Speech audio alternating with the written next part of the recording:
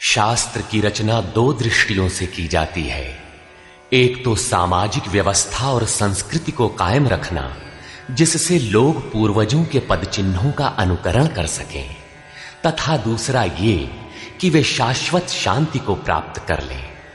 Ramcharitmanas, Bible, Quran इत्यादि में दोनों पक्षों का समावेश है, किंतु भौतिक दृष्टि प्रधान होने के कारण मनुष्य समाजोपयोगी व्यवस्था को ही पकड़ पाता है। आध्यात्मिक सूक्तियों को भी वो सामाजिक व्यवस्था के ही संदर्भ में देखने लगता है। कहता है कि ऐसा तो शास्त्र में लिखा है।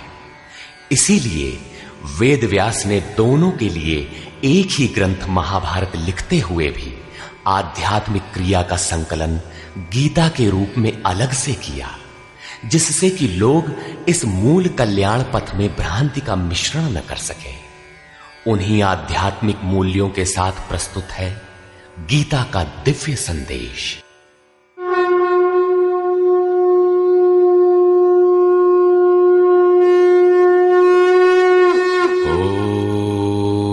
ओम श्री परमात्मने नमः।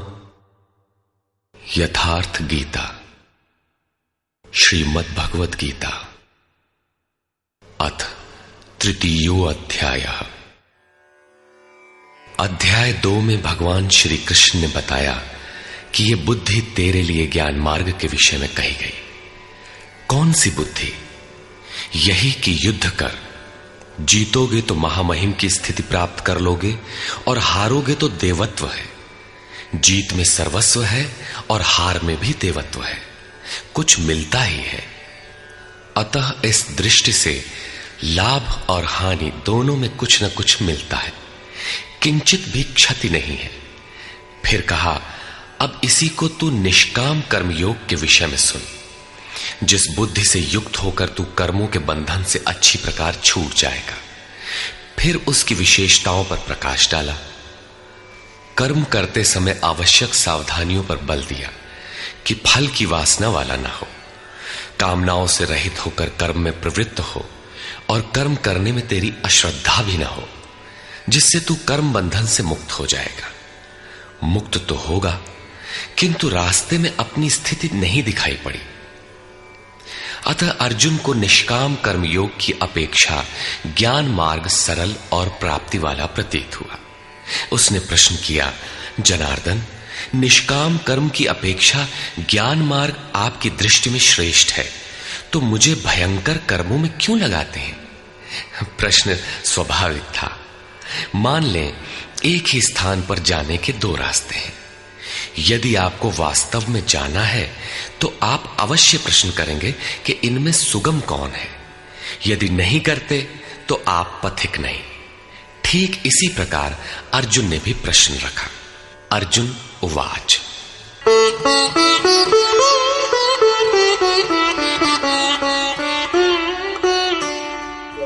जायसी चेत कर्मणस्ते मता बुद्धिर्जनार्दन तत्किं कर्मणि घोरे मां नियोजयसि केशव। जनों पर दया करने वाले जनार्दन, यदि निष्काम कर्मयोग की अपेक्षा ज्ञान योग आपको श्रेष्ठ मान्य है, तो हे केशव, आप मुझे भयंकर कर्मयोग में क्यों लगाते हैं? निष्काम कर्मयोग में अर्जुन को भयंकरता दिखाई पड़ी, क्योंकि इसमें कर्म करने में ही तेरा अधिकार है, फल में कभी नहीं। कर्म करने में अश्रद्धा भी ना हो और निरंतर समर्पण के साथ योग पर दृष्टि रखते हुए कर्म में लगा रहे। जबकि ज्ञान मार्ग में हारोगे तो देवत्व है, जीतने पर महामहिम स्थिति है।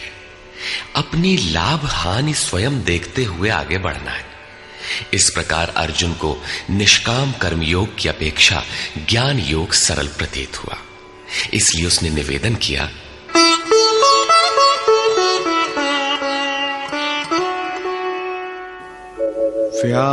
व्यामिश्रेणेव वाक्येन बुद्धिं मोहयसीव मे तदेकं वद निश्चित्य येन श्रेयोऽहमाप्नुयाम्।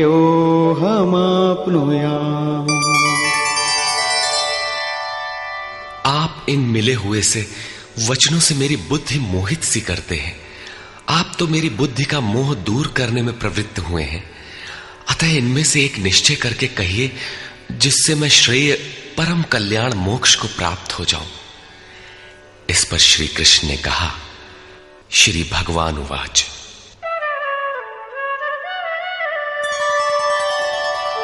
लोकेऽस्मिन् द्विविधा निष्ठा पुरा प्रोक्ता मया नघ। ज्ञानयोगेन सांख्यानां कर्मयोगेन योगिनाम्। निष्पाप अर्जुन, इस संसार में सत्य शोध की दो धाराएं मेरे द्वारा पहले कही गई हैं।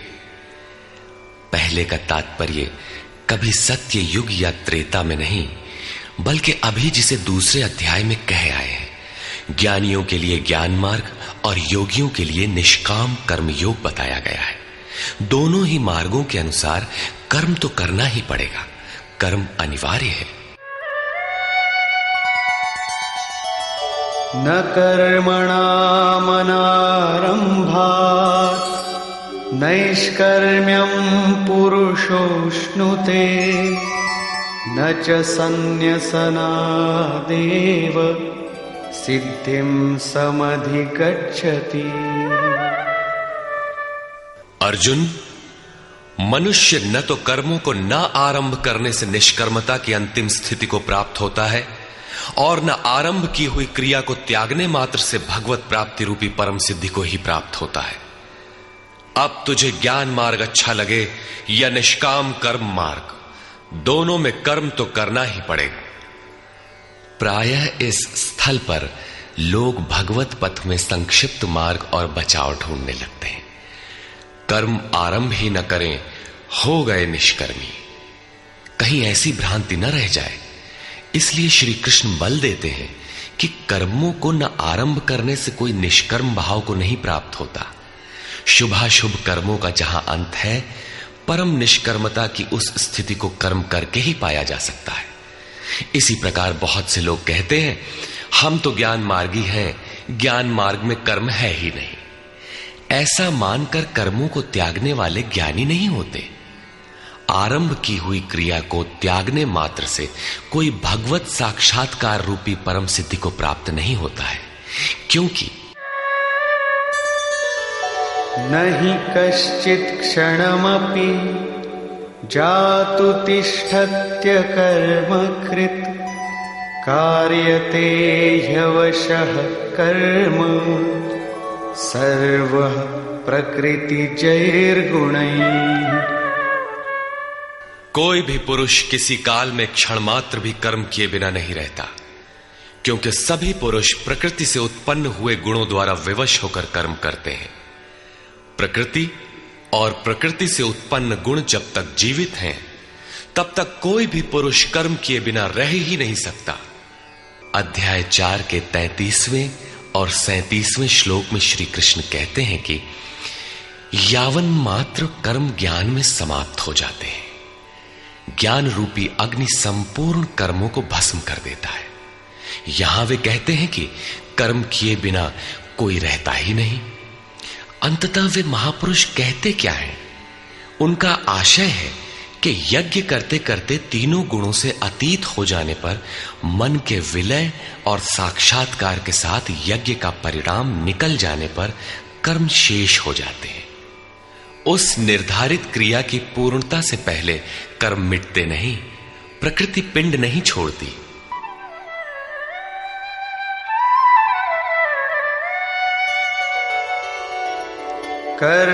कर्मेन्द्रियाणि संयम्य य आस्ते मनसा स्मरन् इन्द्रियार्थान् विमूढात्मा मिथ्याचार स उच्यते। इतने पर भी विशेष रूप से मूढ़ लोग जो कर्मेंद्रियों को हठ से रोककर इंद्रियों के भोगों का मन से स्मरण करते रहते हैं, वे मिथ्याचारी हैं, पाखंडी हैं, न कि ज्ञानी। सिद्ध है कि कृष्ण काल में भी ऐसी रूढ़ियां थीं। लोग करने योग्य क्रिया को छोड़कर इंद्रियों को हठ से रोककर बैठ जाते थे और कहने लगते थे कि मैं ज्ञानी हूं, पूर्ण हूं। किंतु श्री कृष्ण कहते हैं कि वे धूर्त हैं। ज्ञान मार्ग अच्छा लगे या निष्काम कर्म योग, दोनों ही मार्गों में कर्म तो करना ही पड़ेगा।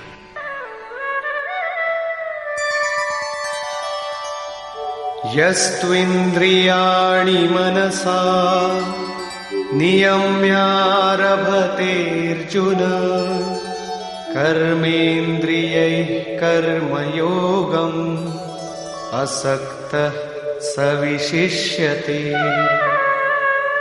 अर्जुन, जो पुरुष मन से इंद्रियों को वश में करके जब मन में भी वासनाओं का स्फुरण न हो सर्वथा अनासक्त हुआ कर्मेंद्रियों से कर्मयोग का आचरण करता है, वो श्रेष्ठ है।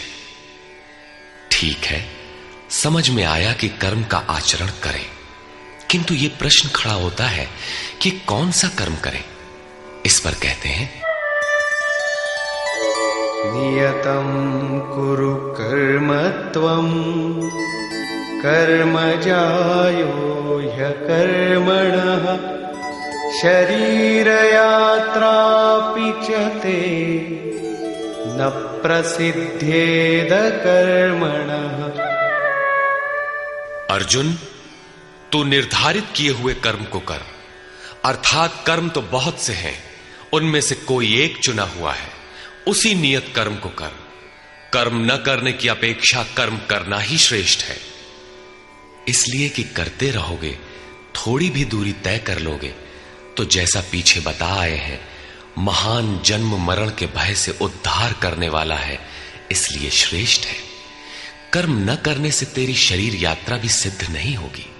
शरीर यात्रा का अर्थ लोग कहते हैं शरीर निर्वाह। कैसा शरीर निर्वाह? क्या आप शरीर हैं?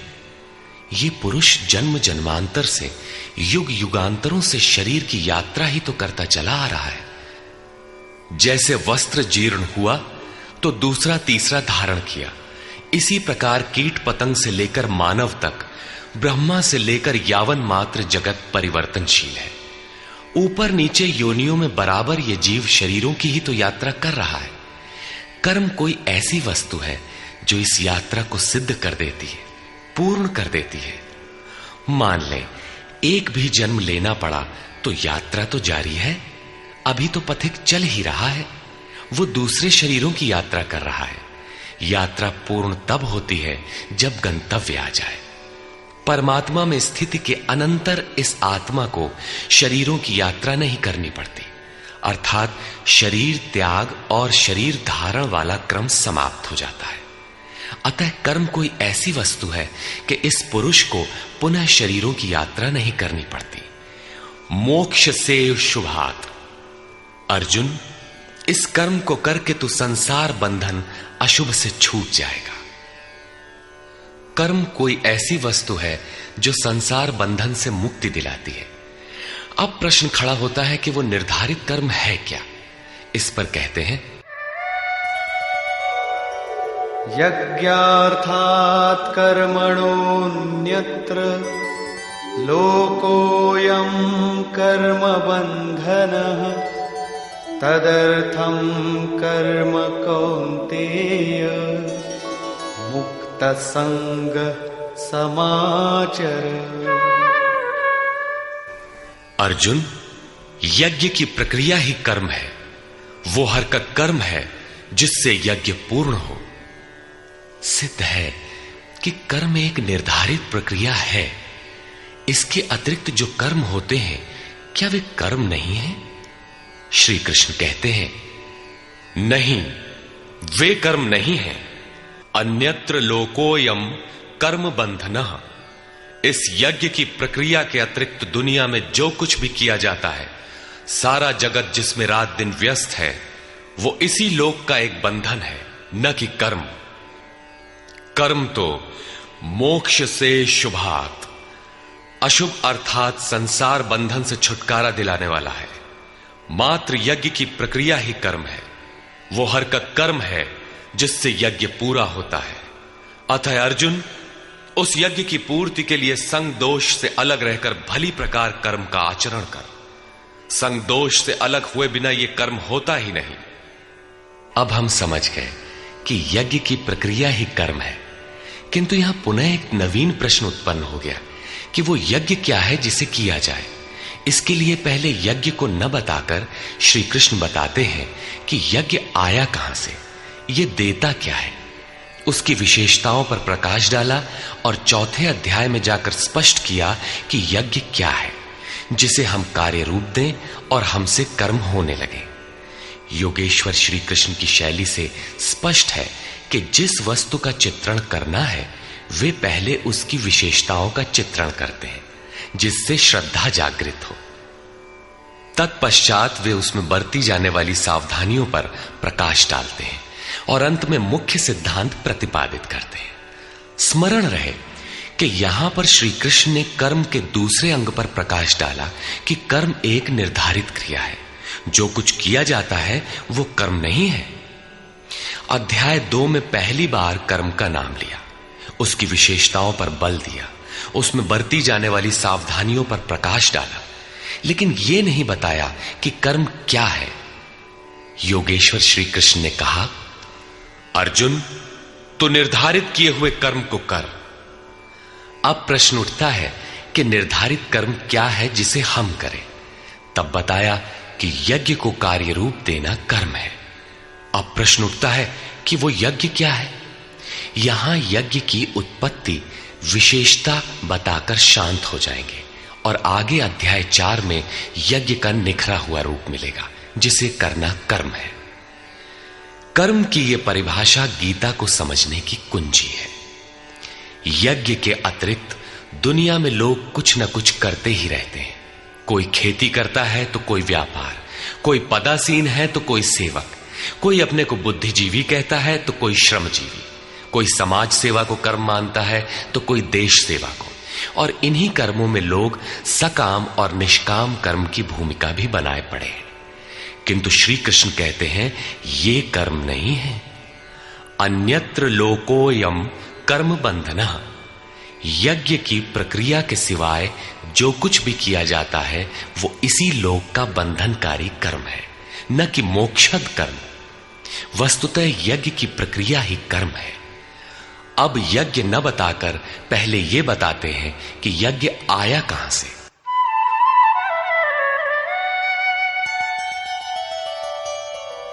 सह यज्ञाः प्रजा सृष्ट्वा पुरोवाच प्रजापतिः अनेन प्रसविष्यध्वम् एषवोस्त्विष्टकामधुक्।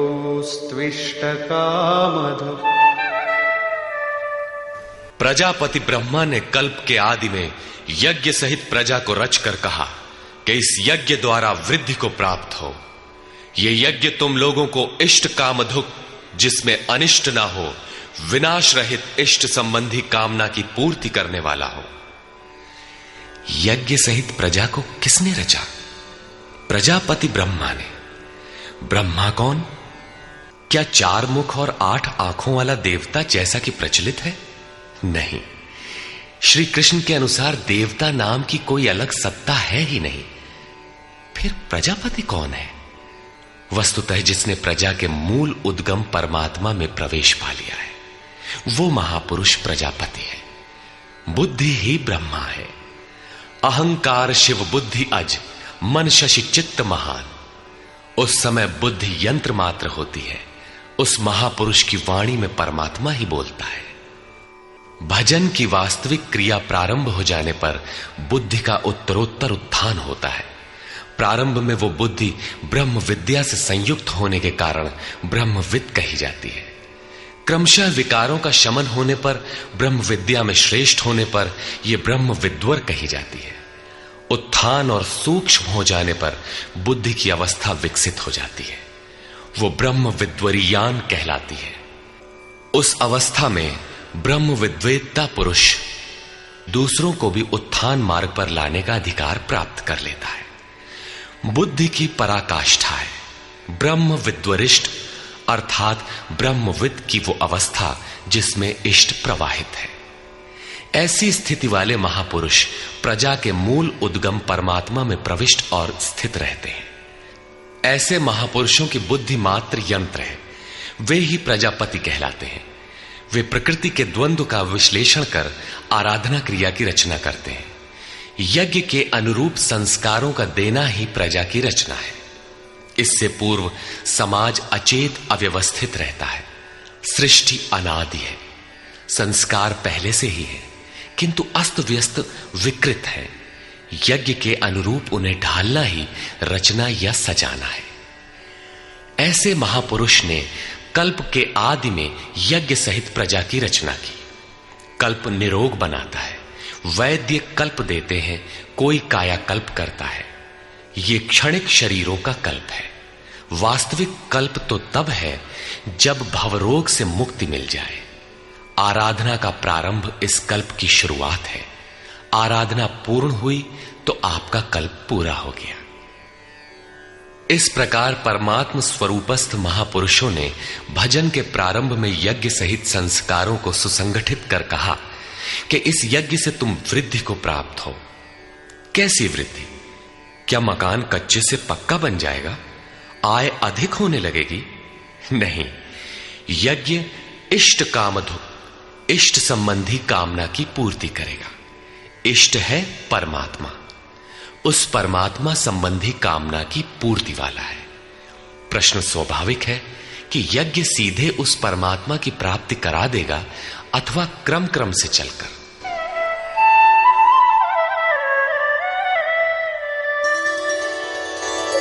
देवान् भावयतानेन ते देवा भावयन्तु वः परस्परं भावयन्तः श्रेयः परमवाप्स्यथ। इस यज्ञ द्वारा देवताओं की उन्नति करो, अर्थात दैवी संपत्ति की वृद्धि करो। वे देवता लोग तुम लोगों की उन्नति करेंगे। इस प्रकार आपस में वृद्धि करते हुए परम श्रेय, जिसके बाद कुछ भी पाना शेष न रहे, ऐसे परम कल्याण को प्राप्त हो जाओ। ज्यों ज्यों हम यज्ञ में प्रवेश करेंगे, आगे यज्ञ का अर्थ होगा आराधना की विधि। त्यों त्यों हृदय देश में दैवी संपत्ति अर्जित होती चली जाएगी। परम देव एकमात्र परमात्मा है। उस परम देव में प्रवेश दिला देने वाली जो संपद है, अंतःकरण की जो सजातीय प्रवृत्ति है, उसी को दैवी संपत्ति कहते हैं। वो परम देव को संभव करती है, इसलिए दैवी संपत्ति कही जाती है, न कि बाहरी देवता जैसा लोग कल्पना कर लेते हैं। योगेश्वर श्री कृष्ण के शब्दों में उनका कोई अस्तित्व नहीं है। आगे कहते हैं,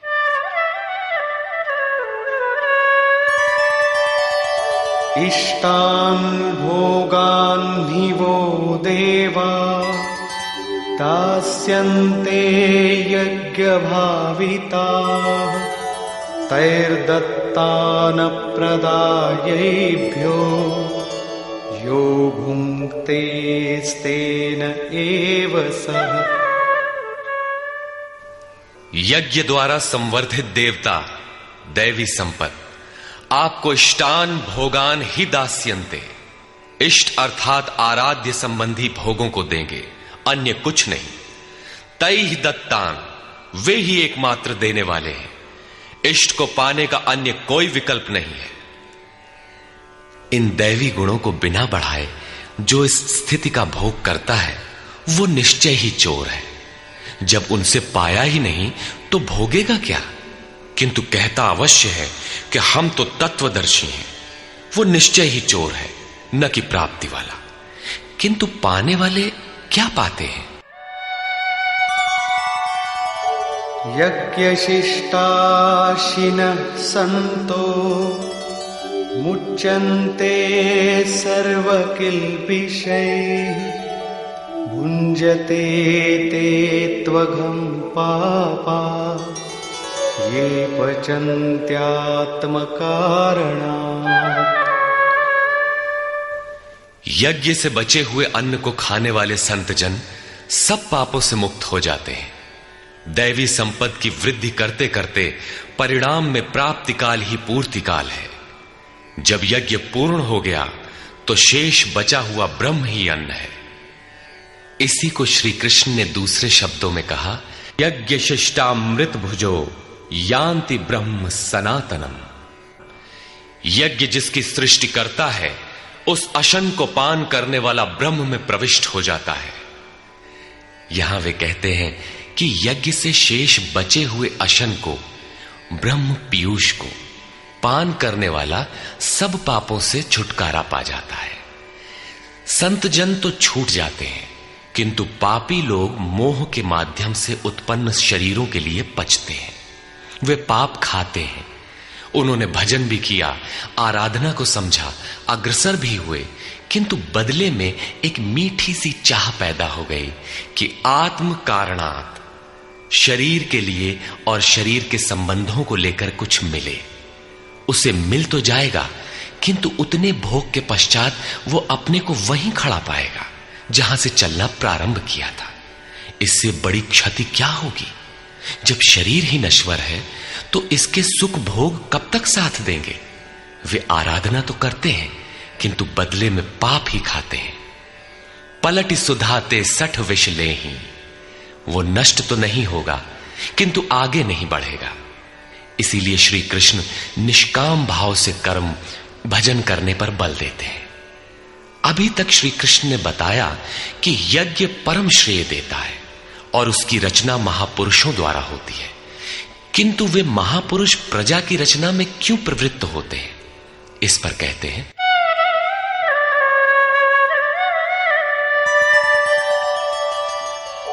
अन्नाद् भवन्ति भूतानि पर्जन्यादन्न संभवः, यज्ञाद् भवति पर्जन्यो यज्ञः कर्म समुद्भवः।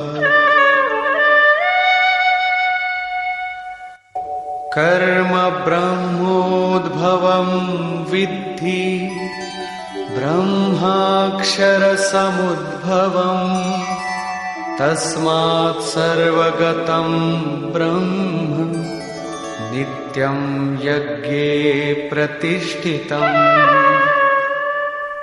संपूर्ण प्राणी अन्न से उत्पन्न होते हैं। अन्नम ब्रह्म व्यजानात्, अन्न परमात्मा ही है। उस ब्रह्म पीयूष को ही उद्देश्य बनाकर प्राणी यज्ञ की ओर अग्रसर होता है। अन्न की उत्पत्ति वृष्टि से होती है, बादलों से होने वाली वर्षा नहीं, अपितु कृपा वृष्टि। पूर्व संचित यज्ञ कर्म ही कृपा के रूप में बरस पड़ता है। आज की आराधना कल कृपा के रूप में मिलेगी। इसीलिए वृष्टि यज्ञ से होती है। स्वाहा बोलने और तिल जौ जलाने से ही वृष्टि होती तो विश्व की अधिकांश मरुभूमि ऊसर क्यों रहती, उर्वर बन जाती। यहां कृपा वृष्टि यज्ञ की देन है। ये यज्ञ कर्मों से ही उत्पन्न होने वाला है। कर्म से यज्ञ पूर्ण होता है। उस कर्म को वेद से उत्पन्न हुआ जान। वेद ब्रह्म स्थित महापुरुष की वाणी है। जो तत्व विदित नहीं है उसकी प्रत्यक्ष अनुभूति का नाम वेद है, न कि कुछ श्लोक संग्रह। वेद अविनाशी परमात्मा से उत्पन्न हुआ जान। कहा तो महात्माओं ने, किंतु वे परमात्मा के साथ तद्रूप हो चुके हैं। उनके माध्यम से अविनाशी परमात्मा ही बोलता है। इसलिए वेद अपौरुषेय कहे जाते हैं। महापुरुष वेद कहां से पा गए? तो वेद अविनाशी परमात्मा से उत्पन्न हुआ। वे महापुरुष उससे तद्रूप हैं। वे मात्र यंत्र हैं, इसलिए उनके द्वारा वही बोलता है। क्योंकि यज्ञ के द्वारा ही मन के निरोध काल में वो विदित होता है। इससे सर्वव्यापी परम अक्षर परमात्मा सर्वदा यज्ञ में ही प्रतिष्ठित है।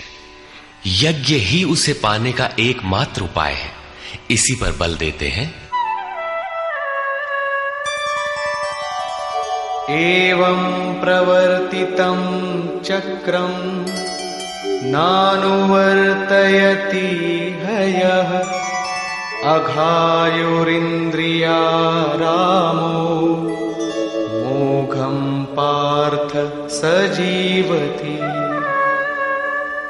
हे पार्थ, जो पुरुष इसी लोक में मनुष्य शरीर प्राप्त कर इस प्रकार चलाए हुए साधन चक्र के अनुसार नहीं बरतता, अर्थात दैवी संपद का उत्कर्ष, देवताओं की वृद्धि और परस्पर वृद्धि के द्वारा अक्षय धाम को प्राप्त करना, इस क्रम के अनुसार जो नहीं बरतता, इंद्रियों का आराम चाहने वाला वो पापायु पुरुष व्यर्थ ही जीता है। बंधुओं, योगेश्वर श्री कृष्ण ने अध्याय 2 में कर्म का नाम लिया और इस अध्याय में बताया कि नियत कर्म का आचरण कर। यज्ञ की प्रक्रिया ही कर्म है। इसके सिवाय जो कुछ किया जाता है वो इसी लोक का बंधन है। इसीलिए संग दोष से अलग रहकर उस यज्ञ की पूर्ति के लिए कर्म का आचरण कर। उन्होंने यज्ञ की विशेषताओं पर प्रकाश डाला और बताया कि यज्ञ की उत्पत्ति ब्रह्मा से है। प्रजा अन्न को उद्देश्य बनाकर उस यज्ञ में प्रवृत्त होती है। यज्ञ कर्म से और कर्म अपौरुषेय वेद से उत्पन्न होते हैं, जबकि वेद मंत्रों के दृष्टा महापुरुष ही थे। उनका पुरुष तिरोहित हो चुका था। प्राप्ति के साथ अविनाशी परमात्मा ही शेष बचा था। इसलिए वेद परमात्मा से उत्पन्न है। सर्वव्यापी परमात्मा यज्ञ में सर्वदा प्रतिष्ठित है। इस साधन चक्र के अनुसार जो नहीं बरतता, वो पापायु पुरुष इंद्रियों का सुख चाहने वाला है, व्यर्थ ही जीता है। अर्थात यज्ञ ऐसी विधि विशेष है जिसमें इंद्रियों का आराम नहीं है, अपितु अक्षय सुख है। इंद्रियों के संयम के साथ इसमें लगने का विधान है। इंद्रियों का आराम चाहने वाले पापायु हैं। अभी तक श्री कृष्ण ने नहीं बताया है कि यज्ञ है क्या, परंतु क्या यज्ञ करते ही रहेंगे या इसका कभी अंत भी होगा? इस पर योगेश्वर कहते हैं, यस्त्वात्मरतिरेव स्यात् आत्मतृप्तश्च मानवः आत्मन्येव च सन्तुष्टः तस्य कार्यं न विद्यते। परंतु जो मनुष्य आत्मा में ही रत, आत्मतृप्त और आत्मा में ही संतुष्ट है, उसके लिए कोई कर्तव्य नहीं रह जाता। यही तो लक्ष्य था। जब अव्यक्त सनातन अविनाशी आत्म तत्व प्राप्त हो गया तो आगे ढूंढे किसे? ऐसे पुरुष के लिए न कर्म की आवश्यकता है न किसी आराधना की।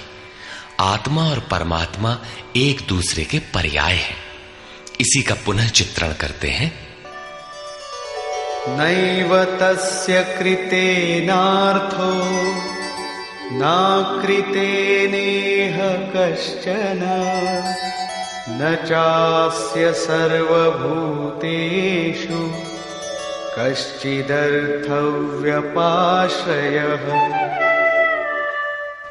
इस संसार में उस पुरुष का किए जाने से कोई लाभ नहीं है और न छोड़ देने से कोई हानि है, जबकि पहले आवश्यक था। उसका संपूर्ण प्राणियों में कोई स्वार्थ संबंध नहीं रह जाता।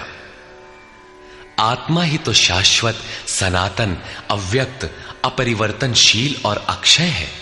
जब उसी को पा लिया, उसी से संतुष्ट, उसी से तृप्त, उसी में ओतप्रोत और स्थित है, आगे कोई सत्ता ही नहीं तो किसको खोजें? मिलेगा क्या? उस पुरुष के लिए कर्म छोड़ देने से कोई हानि भी नहीं है, क्योंकि विकार जिस पर अंकित होते हैं वो चित्त ही न रहा।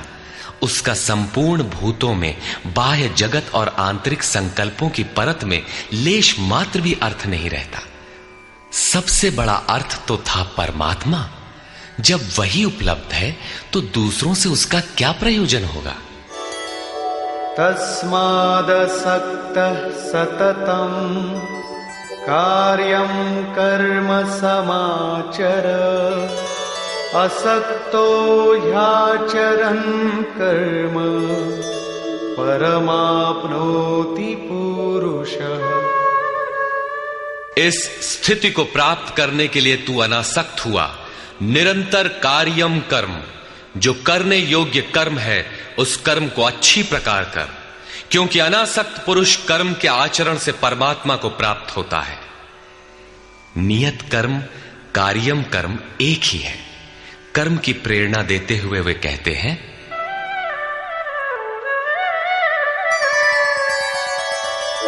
कर्मणैव हि संसिद्धिम् आस्थिता जनकादयः लोकसंग्रहमेवापि संपश्यन् कर्तुमर्हसि। जनक माने राजा जनक नहीं, जनक जन्मदाता को कहते हैं। योग ही जनक है, आपके स्वरूप को जन्म देता है, प्रकट करता है। योग से संयुक्त प्रत्येक महापुरुष जनक हैं। ऐसे योग संयुक्त बहुत से ऋषियों जनकादयः, जनक इत्यादि ज्ञानी जन महापुरुष भी कर्मणा एव संसिद्धिम, कर्मों के द्वारा ही परम सिद्धि को प्राप्त हुए हैं। परम सिद्धि माने परम तत्व परमात्मा की प्राप्ति। जनक इत्यादि जितने भी पूर्व में होने वाले महर्षि हुए हैं, इस कार्यम कर्म के द्वारा जो यज्ञ की प्रक्रिया है, इस कर्म को करके ही संसिद्धिम परम सिद्धि को प्राप्त हुए। किंतु प्राप्ति के पश्चात वे भी लोक संग्रह को देखकर कर्म करते हैं, लोकहित को चाहते हुए कर्म करते हैं।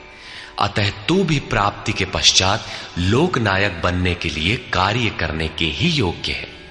क्यों?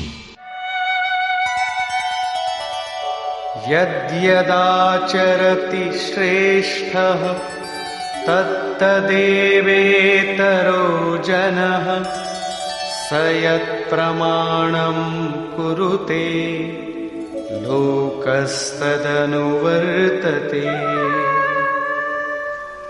श्रेष्ठ पुरुष जो जो आचरण करता है, अन्य पुरुष भी उसके अनुसार ही करते हैं। वो महापुरुष जो कुछ प्रमाण कर देता है, संसार उसका अनुसरण करता है।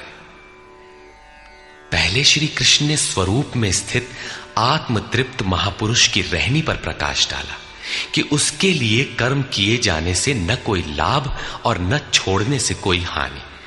फिर भी जनकादि कर्म में भली प्रकार बरतते थे। वहां उन महापुरुषों से श्री कृष्ण धीरे से अपनी तुलना कर देते हैं कि मैं भी एक महापुरुष हूं।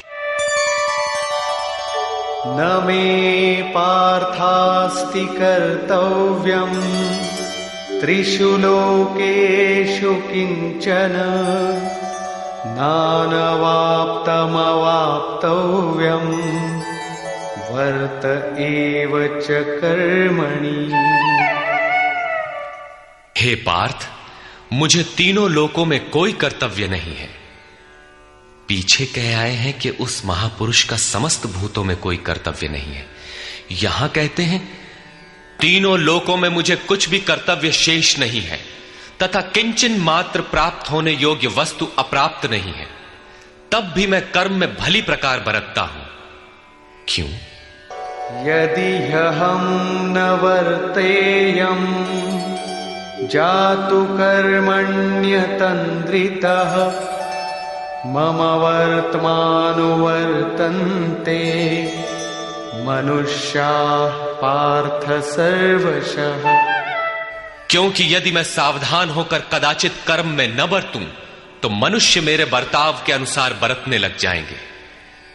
तो क्या आपका अनुकरण भी बुरा है? श्री कृष्ण कहते हैं हां। उत्सीदेयुरिमे लोका न कुर्यां कर्म चेदहम् संकरस्य च कर्ता स्याम् उपहन्यामिमाः प्रजाः।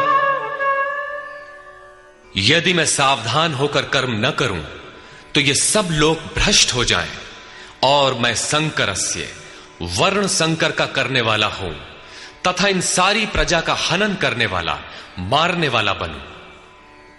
स्वरूप में स्थित महापुरुष सतर्क रहकर यदि आराधना क्रम में न लगे रहें तो समाज उनकी नकल करके भ्रष्ट हो जाएगा। महापुरुष ने तो आराधना पूर्ण करके परम नैष्कर्म्य की स्थिति को पाया है। वे न करें तो उनके लिए कोई हानि नहीं है। किंतु समाज ने तो अभी आराधना आरंभ ही नहीं की। पीछे वालों के मार्गदर्शन के लिए ही महापुरुष कर्म करते हैं। मैं भी करता हूं। अर्थात श्री कृष्ण एक महापुरुष थे, न कि बैकुंठ से आए हुए कोई विशेष भगवान। उन्होंने कहा कि महापुरुष लोक संग्रह के लिए कर्म करता है, मैं भी करता हूं।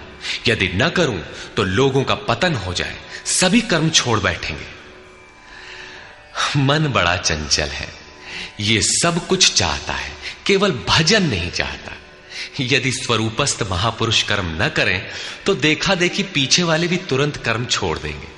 उन्हें बहाना मिल जाए कि ये भजन नहीं करते, पान खाते हैं, इत्र लगाते हैं, सामान्य बातें करते हैं, फिर भी महापुरुष कहलाते हैं।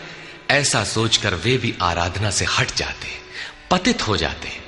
श्री कृष्ण कहते हैं कि यदि मैं कर्म न करूं तो सब भ्रष्ट हो जाए और मैं वर्ण संकर का कर्ता बनूं। स्त्रियों के दूषित होने से वर्ण संकर तो देखा सुना जाता है।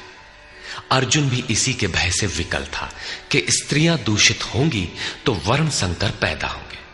किंतु श्री कृष्ण कहते हैं यदि मैं सावधान होकर आराधना में लगा न रहूं तो वर्ण संकर का कर्ता हूं।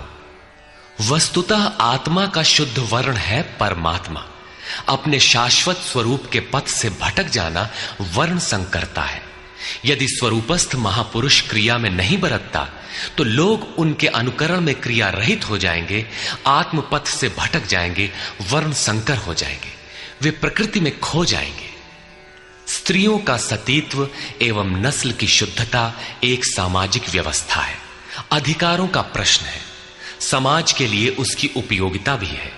किंतु माता पिता की भूलों का संतान की साधना पर कोई प्रभाव नहीं पड़ता।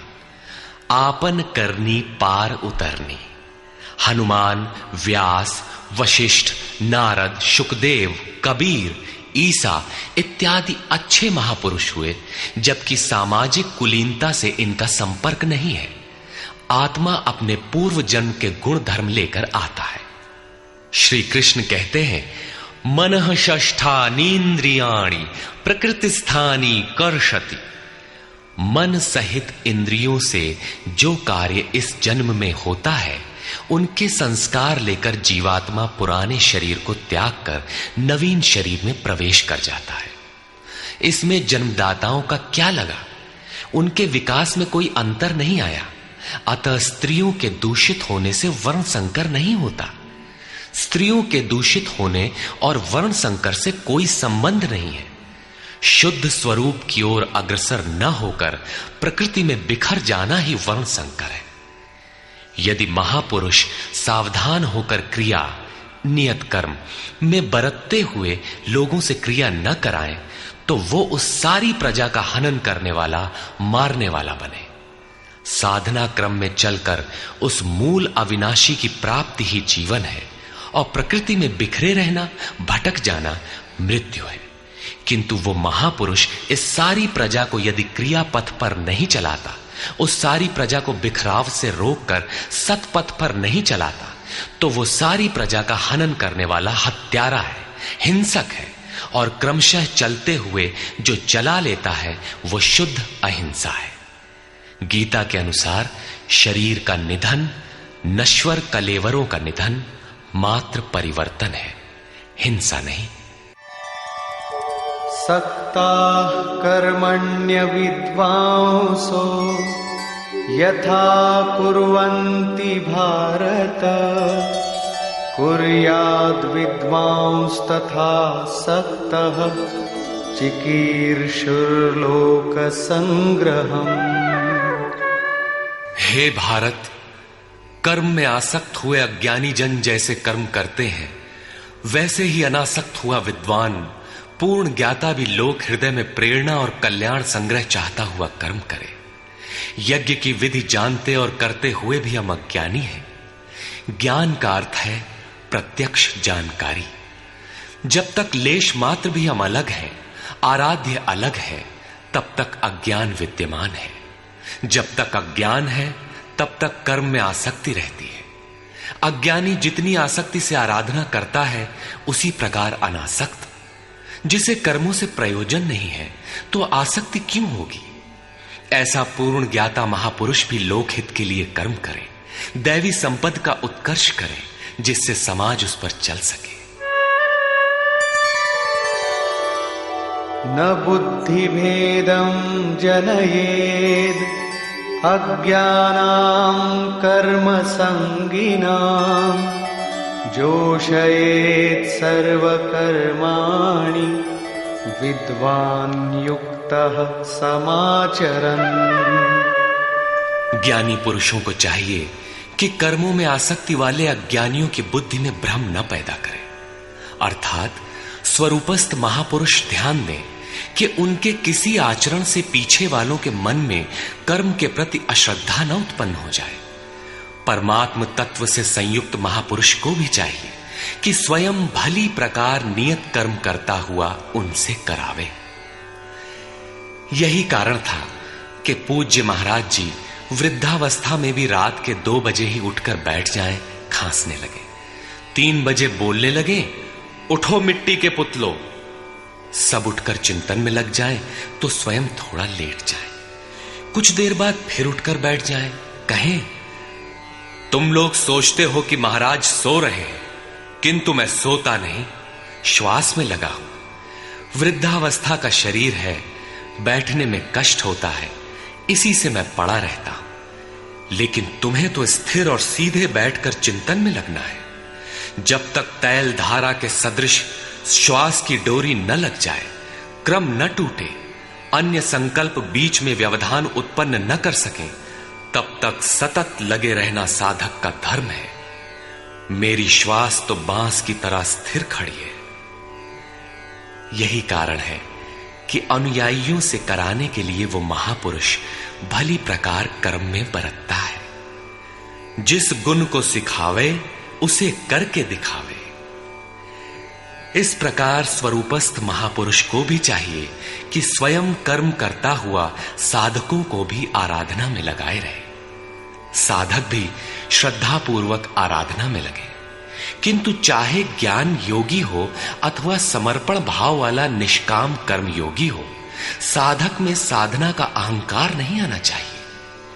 कर्म किसके द्वारा होते हैं, उसके होने में कौन कारण है, इस पर श्री कृष्ण प्रकाश डालते हैं।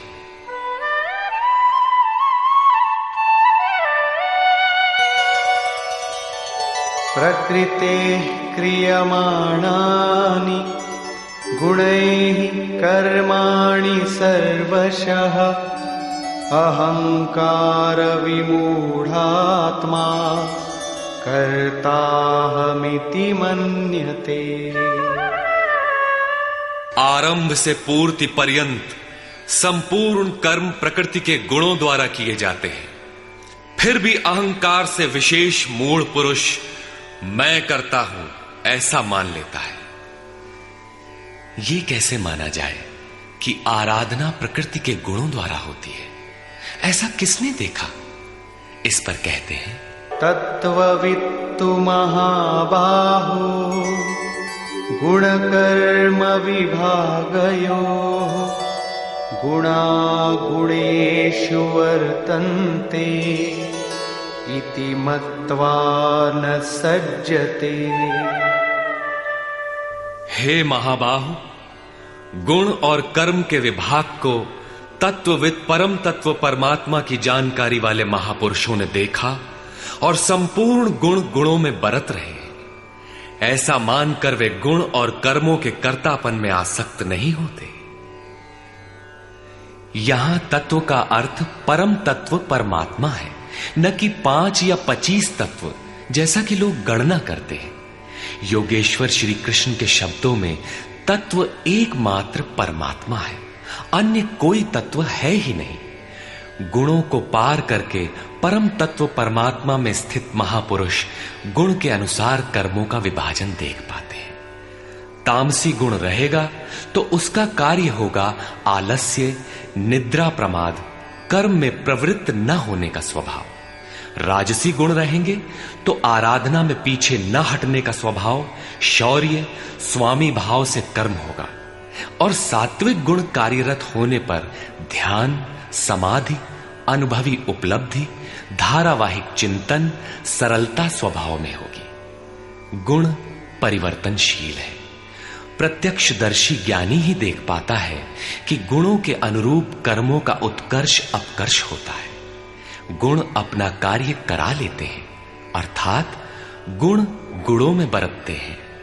ऐसा समझकर वो प्रत्यक्ष दृष्टा कर्म में आसक्त नहीं होता। किंतु जिसने गुणों का पार नहीं पाया, जो अभी रास्ते में है, उन्हें तो कर्म में आसक्त रहना है। इसलिए प्रकृतेर्गुण सम्मूढ़ाः सज्जन्ते गुण कर्मसु तान् कृत्स्नविदो मंदान् कृत्स्नविन्न विचालयेत्। प्रकृति के गुणों से मोहित हुए पुरुष गुण और कर्मों में क्रमशः निर्मल गुणों की ओर उन्नति देखकर उनमें आसक्त होते हैं। उन अच्छी प्रकार न समझने वाले मंदान शिथिल प्रयत्न वालों को अच्छी प्रकार जानने वाला ज्ञानी चलायमान न करे। उन्हें हतोत्साहित न करे, बल्कि प्रोत्साहन दे, क्योंकि कर्म करके ही उन्हें परम नैष्कर्म्य की स्थिति पाना है।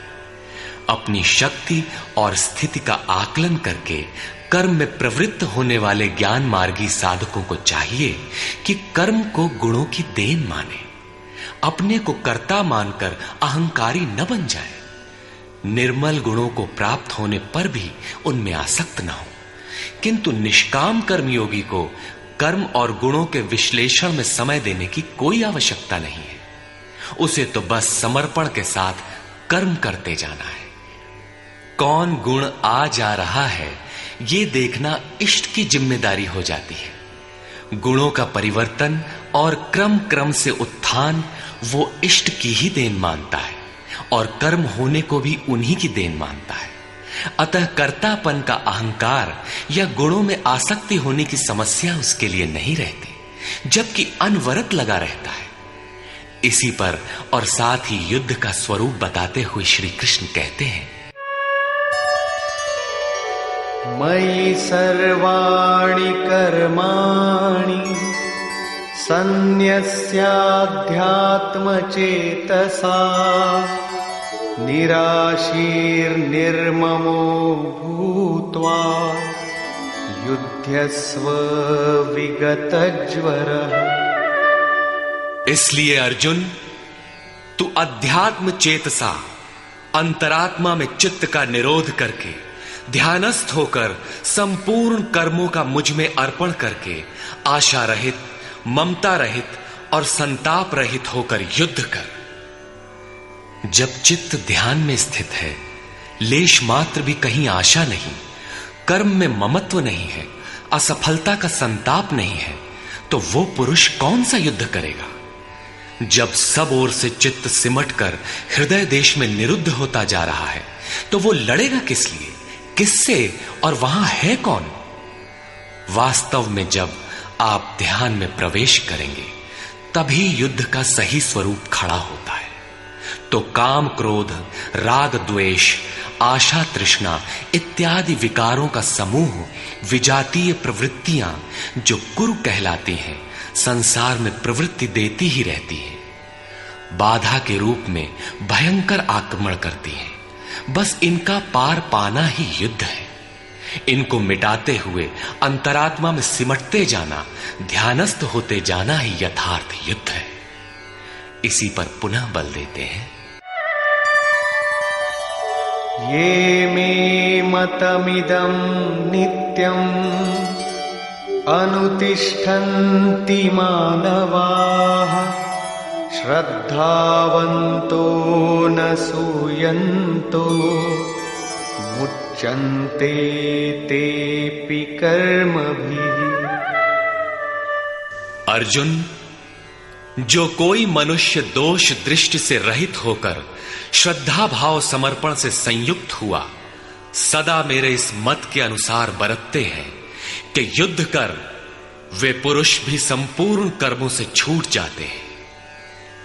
योगेश्वर का यह आश्वासन किसी हिंदू, मुसलमान या ईसाई के लिए नहीं, अपितु मानव मात्र के लिए है। उनका मत है कि युद्ध कर।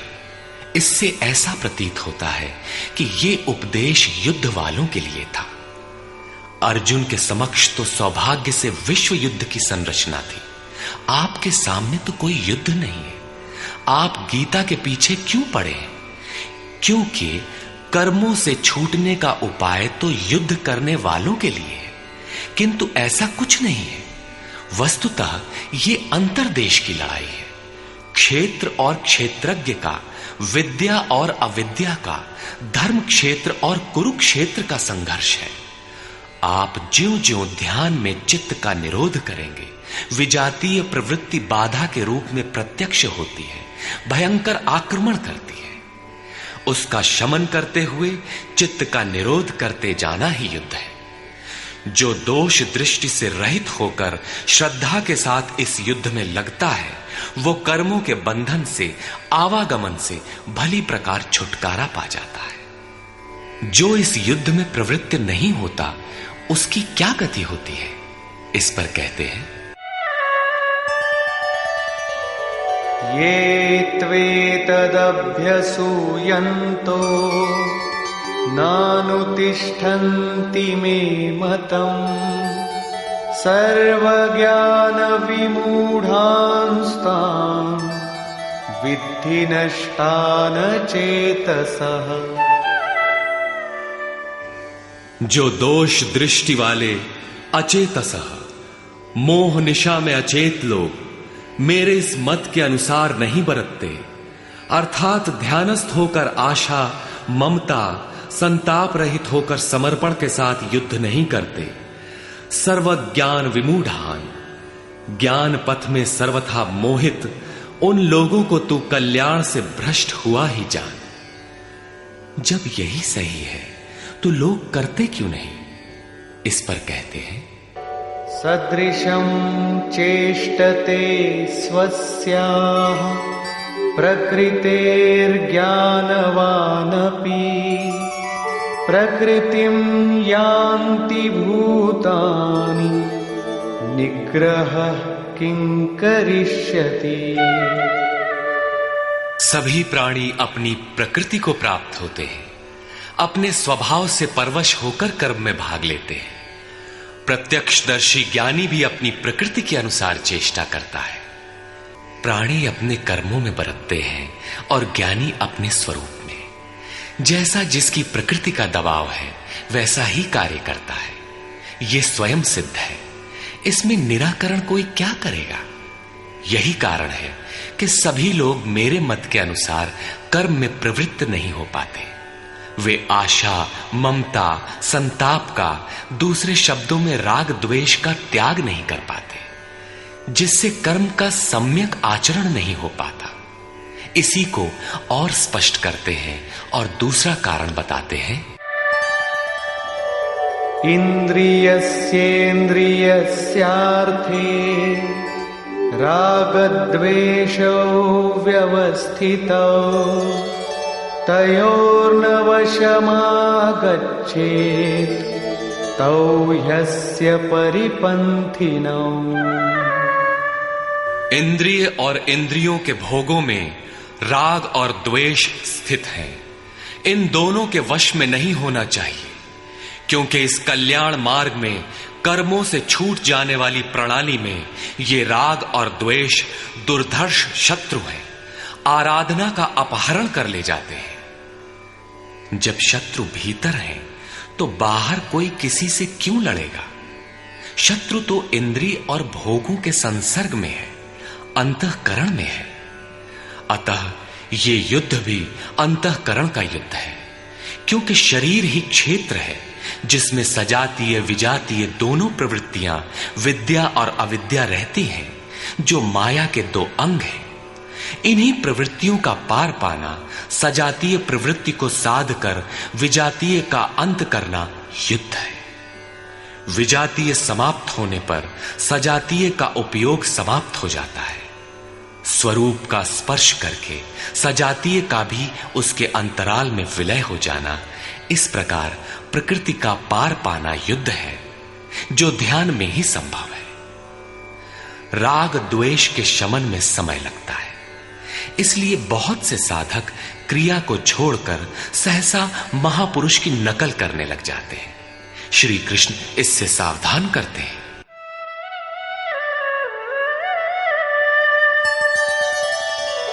श्रेयान् स्वधर्मो विगुणः परधर्मात् स्वनुष्ठिता स्वधर्मे निधनं श्रेयः परधर्मो भयावह।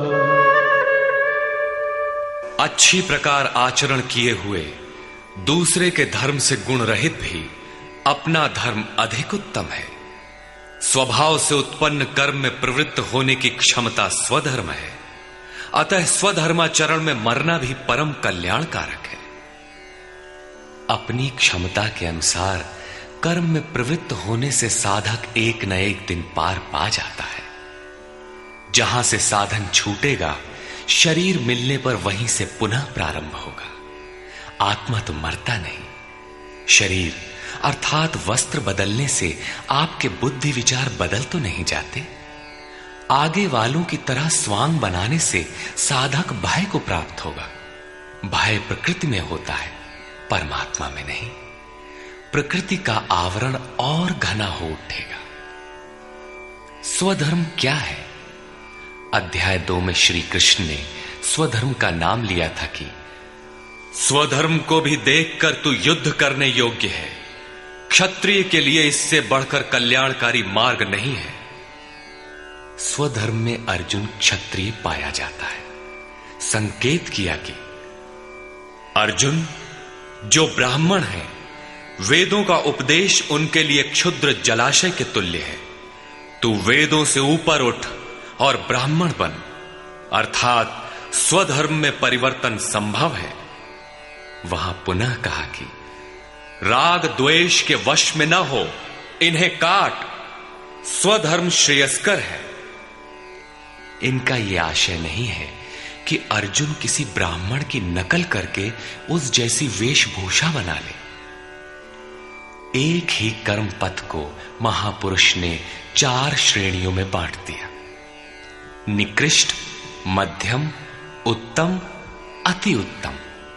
इन श्रेणी के साधकों को क्रमशः शूद्र, वैश्य, क्षत्रिय और ब्राह्मण की संज्ञा दी।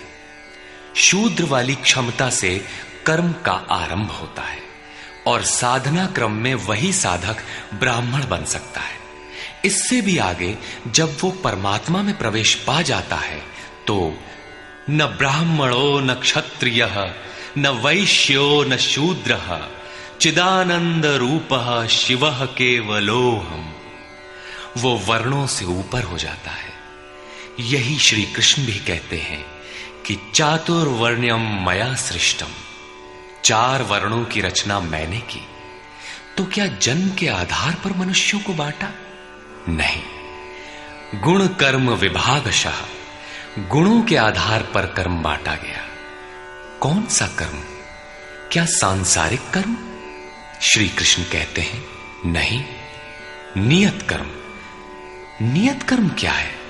वो है यज्ञ की प्रक्रिया जिसमें होता है श्वास में प्रश्वास का हवन, प्रश्वास का श्वास में हवन, इंद्रिय संयम इत्यादि, जिसका शुद्ध अर्थ है योग साधना, आराधना। इस आराधना कर्म को ही 4 श्रेणियों में बांटा गया। जैसी क्षमता वाला पुरुष हो उसे उसी श्रेणी से प्रारंभ करना चाहिए। यही सबका अपना अपना स्वधर्म है। यदि वो आगे वालों की नकल करेगा तो भय को प्राप्त होगा। सर्वथा नष्ट तो नहीं होगा, क्योंकि इसमें बीज का नाश तो नहीं होता। हां, वो प्रकृति के दबाव से भयाक्रांत, दीनहीन अवश्य हो जाएगा। शिशु कक्षा का विद्यार्थी स्नातक कक्षा में बैठने लगे तो स्नातक क्या बनेगा? वो प्रारंभिक वर्णमाला से भी वंचित रह जाएगा। अर्जुन प्रश्न रखता है कि मनुष्य स्वधर्म का आचरण क्यों नहीं कर पाता? अर्जुन उवाच अथ केन प्रयुक्तोऽयं पापं चरति पूरुषः अनिच्छन्नपि वार्ष्णेय बलादिव नियोजितः। हे कृष्ण, फिर ये पुरुष बरबस घसीट कर लगाए हुए के सदृश न चाहता हुआ भी किसकी प्रेरणा से पाप का आचरण करता है? आपके मत के अनुसार क्यों नहीं चल पाता? इस पर योगेश्वर श्री कृष्ण कहते हैं, श्री भगवान उवाच। काम एष क्रोध एष रजो गुण समुद्भवः महाशनो महापाप्मा विद्येनमिह वैरिणम्।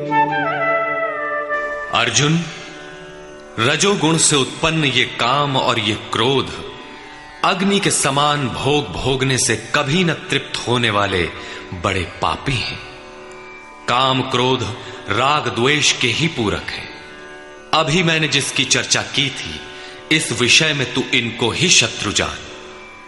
अब इनका प्रभाव बताते हैं।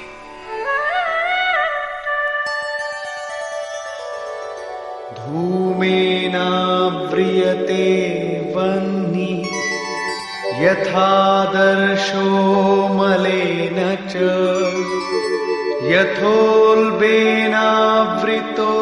गर्भः तथा तेनेदमावृतम्। जैसे धुएं से अग्नि और मल से दर्पण ढक जाता है, जैसे जेर से गर्भ ढका हुआ है, ठीक वैसे ही काम क्रोधादि विकारों से यह ज्ञान ढका हुआ है।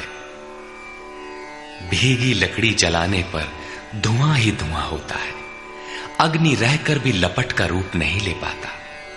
मल से ढके दर्पण पर जिस प्रकार प्रतिबिंब स्पष्ट नहीं होता, झिल्ली के कारण जिस प्रकार गर्भ ढका रहता है, वैसे ही इन विकारों के रहते परमात्मा का प्रत्यक्ष ज्ञान नहीं होता।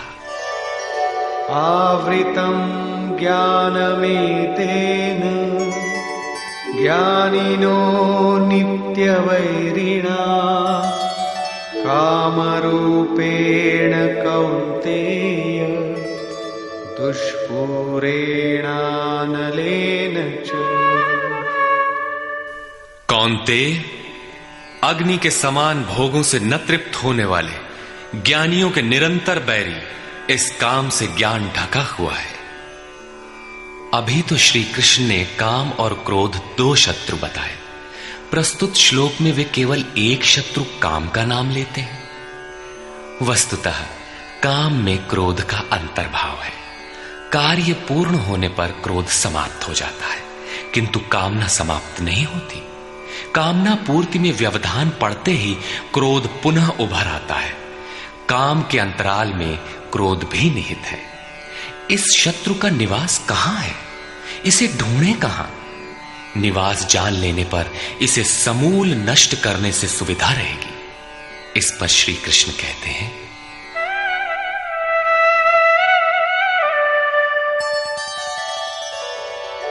इंद्रियाणि मनो बुद्धि अस्याधिष्ठानमुच्यते एतैर्विमोहयत्येष ज्ञानमावृत्य देहिनम्। इंद्रियां, मन और बुद्धि इसके वास स्थान कहे जाते हैं। ये काम इन मन, बुद्धि और इंद्रियों के द्वारा ही ज्ञान को आच्छादित करके जीवात्मा को मोह में डालता है। तस्मात् त्वमिन्द्रियाण्यादौ नियम्य भरतर्षभ पाप्मानं प्रजह्येनं ज्ञान विज्ञाननाशनम्। इसलिए अर्जुन, तू पहले इंद्रियों को नियम्य संयत कर, क्योंकि शत्रु तो इनके अंतराल में छिपा है। वो तुम्हारे शरीर के भीतर है। बाहर खोजने से वो कहीं नहीं मिलेगा। इंद्रियों को वश में करके ज्ञान और विज्ञान का नाश करने वाले इस पापी काम को ही मार।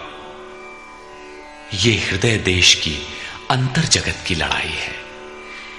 काम सीधे पकड़ में नहीं आएगा, अतः विकारों के निवास स्थान का ही घेराव कर लो, इंद्रियों को ही संयत कर लो। किंतु इंद्रियों और मन को संयत करना तो बड़ा कठिन है। क्या ये हम कर पाएंगे?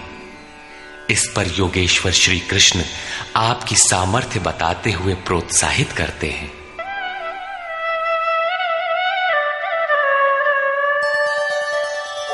इंद्रियाणि पराण्याहुः इंद्रियेभ्यः परं मनः मनसस्तु परा बुद्धिः यो बुद्धेः परतस्तु सः।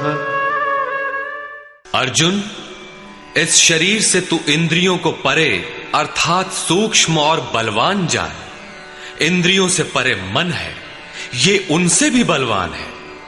मन से परे बुद्धि है, और जो बुद्धि से भी अत्यंत परे है वो तुम्हारा आत्मा है, वही हो तुम। इसलिए इंद्रियों, मन और बुद्धि का निरोध करने में तुम सक्षम हो। एवं बुद्धेः परं बुद्ध्वा संस्तभ्यात्मानमात्मना जहि शत्रुं महाबाहो कामरूपं दुरासदम्।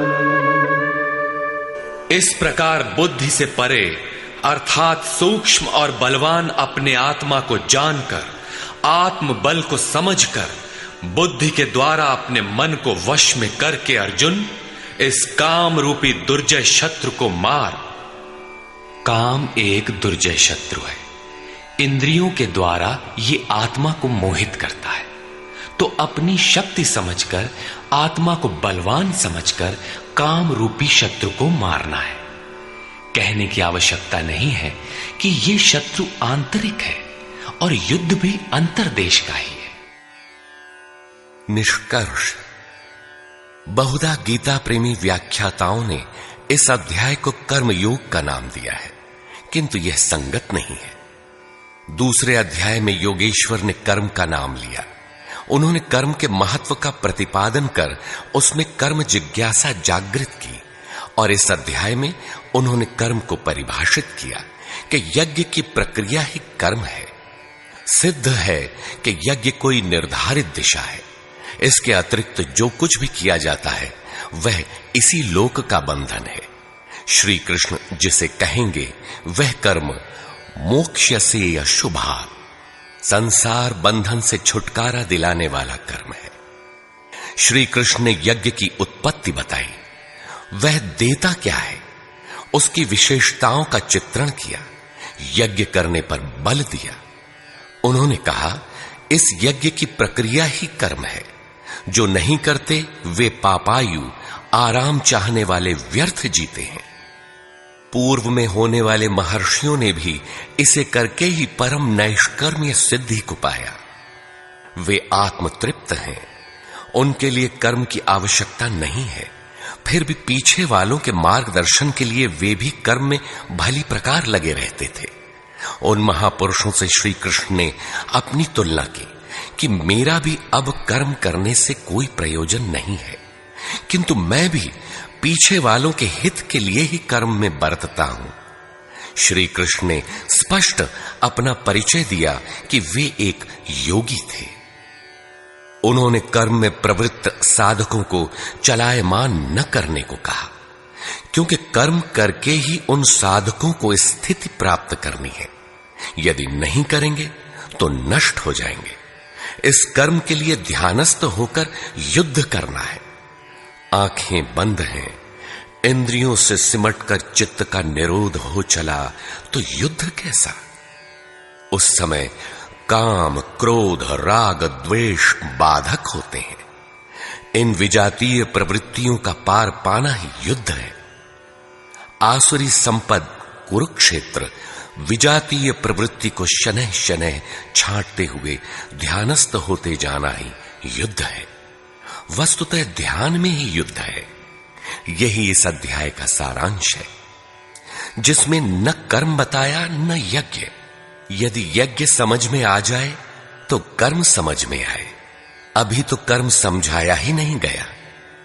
इस अध्याय में केवल स्थित प्रज्ञ महापुरुष के प्रशिक्षणात्मक पहलू पर बल दिया गया। यह तो गुरुजनों के लिए निर्देश है। वे न भी करें तो उन्हें कोई क्षति नहीं, और न ऐसा करने में उनका अपना कोई लाभ ही है। किंतु जिन साधकों को परम गति अभीष्ट है, उनके लिए विशेष कुछ कहा ही नहीं। तो यह कर्मयोग कैसे है? कर्म का स्वरूप भी स्पष्ट नहीं है जिसे किया जाए, क्योंकि यज्ञ की प्रक्रिया ही कर्म है। अभी तक उन्होंने इतना ही बताया, यज्ञ तो बताया नहीं।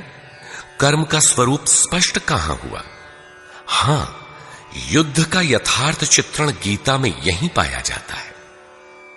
संपूर्ण गीता पर दृष्टिपात करें तो अध्याय 2 में कहा कि शरीर नाशवान है, अतः युद्ध कर। गीता में युद्ध का यही ठोस कारण बताया गया। आगे ज्ञान योग के संदर्भ में क्षत्रिय के लिए युद्ध ही कल्याण का एकमात्र साधन बताया गया, और कहा कि यह बुद्धि तेरे लिए ज्ञान योग के विषय में कही गई। कौन सी बुद्धि? यही कि हार जीत दोनों दृष्टियों में लाभ ही है, ऐसा समझकर युद्ध कर। फिर अध्याय 4 में कहा कि योग में स्थित रहकर हृदय में स्थित अपने संशय को ज्ञान रूपी तलवार द्वारा काट। वह तलवार योग में है। अध्याय 5 से 10 तक युद्ध की चर्चा तक नहीं है। 11वें अध्याय में केवल इतना कहा कि ये शत्रु मेरे द्वारा पहले से ही मारे गए हैं। तू निमित्त मात्र होकर खड़ा भर हो जा, यश को प्राप्त कर। ये तुम्हारे बिना भी मारे हुए हैं, प्रेरक करा लेगा। तू इन मुर्दों को ही मार। अध्याय 15 में संसार सुविरूढ़ मूल वाला पीपल वृक्ष जैसा कहा गया, जिसे असंगता रूपी शस्त्र द्वारा काटकर उस परम पद को खोजने का निर्देश मिला। आगे के अध्यायों में युद्ध का उल्लेख नहीं है। हां, अध्याय 16 में असुरों का चित्रण अवश्य है, जो नरकगामी है। अध्याय 3 में ही युद्ध का विशद चित्रण है। श्लोक 30 से श्लोक 43 तक युद्ध का स्वरूप, उसकी अनिवार्यता, युद्ध न करने वालों का विनाश, युद्ध में मारे जाने वाले शत्रुओं के नाम, उन्हें मारने के लिए अपनी शक्ति का आह्वान और निश्चय ही उन्हें काटकर फेंकने पर बल दिया। इस अध्याय में शत्रु और शत्रु का आंतरिक स्वरूप स्पष्ट है, जिनके विनाश की प्रेरणा दी गई है।